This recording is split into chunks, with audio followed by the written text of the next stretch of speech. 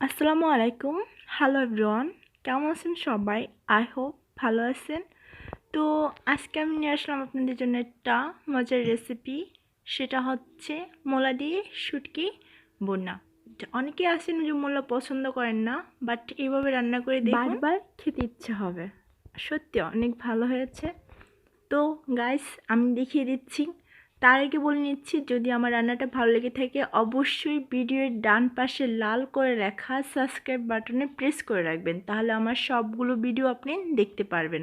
তো চলুন গাইস, আমি কী কী উপকরণ নিয়েছি তা দেখিয়ে দিই। লইটা শুটকি 4-5টা কেটে নিয়েছি ছোটো ছোটো টুকরো করে।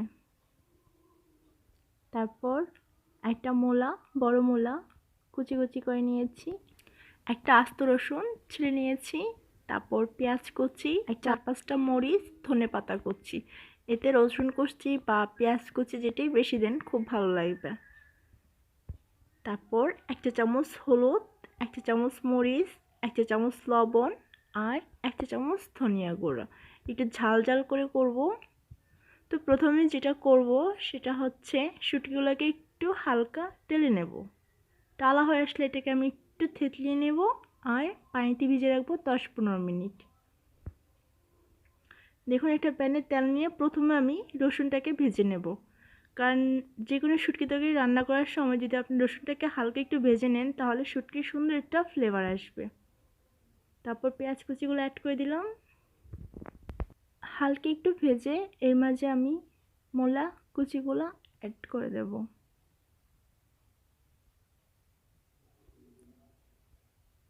তারপর সাথে শুটকিগুলো দিয়ে দেব।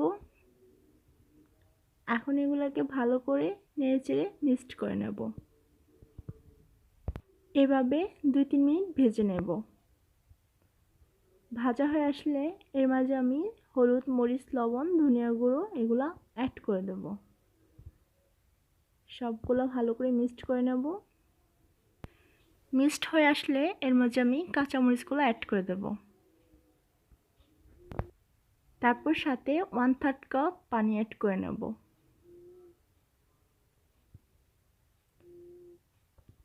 নেড়েচেড়ে মিক্সড করে ঢেকে দেব প্রায় 4-5 মিনিটের মতো, যাতে সেদ্ধ হয়ে আসে।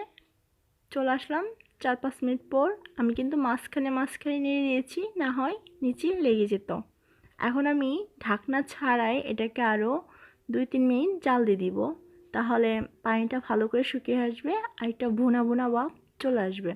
আর এইভাবে রান্না করলে আপনি বুঝতেই পারবেন না এটা মোলা রান্না করছেন না শুধু পেঁয়াজ শুটকি রান্না করছেন। সত্যি অনেক ভালো একটা শুটকি বোনা। ওই গাইস, হয়ে আসছে আমার শুটকি বোনাটা মোলা দিয়ে। এখন এর মাঝে আমি ধনেপাতা কুচি অ্যাড করে দিলাম। তো গাইস, যদি ভালো লেগে থাকে আমার এই রান্নাটা অবশ্যই চ্যানেলটা সাবস্ক্রাইব করবেন, বেল আইকনে প্রেস করবেন পাশে থাকা, যাতে সবার আগে ভিডিওটা দেখতে পারেন। ভালো থাকবেন সবাই, আল্লাহ হাফেজ।